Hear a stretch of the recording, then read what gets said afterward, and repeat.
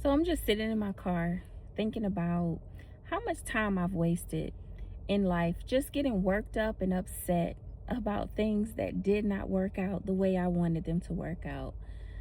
There were times where I almost lost my faith because I felt like God was taking too long to do what I felt like He should have already done. And it dawned on me that the energy that I spent being upset and getting worked up was energy that I could have used to put into whatever God was doing next.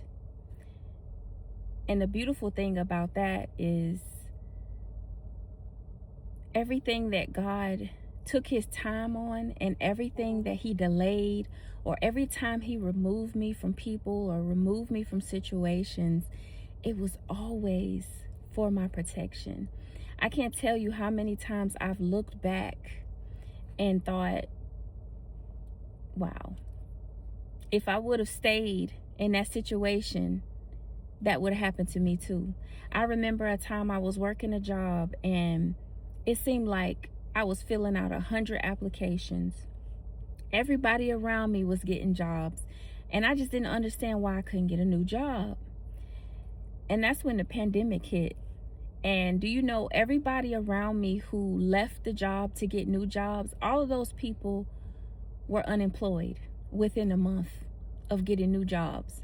Meanwhile, I maintained my employment throughout the duration of the pandemic. I was never once without income during the pandemic, and that was a blessing. But yet I spent months and months of time being frustrated about something that God had already worked out. If more of us would learn how to trust the process that God has us on and understand that when things are not working out, it's actually working out. When things are not working out, God is moving. You see, God protects us from messing up something better than what we had in mind. And if we can learn how to get out of our own way, we can actually stop forfeiting our blessings.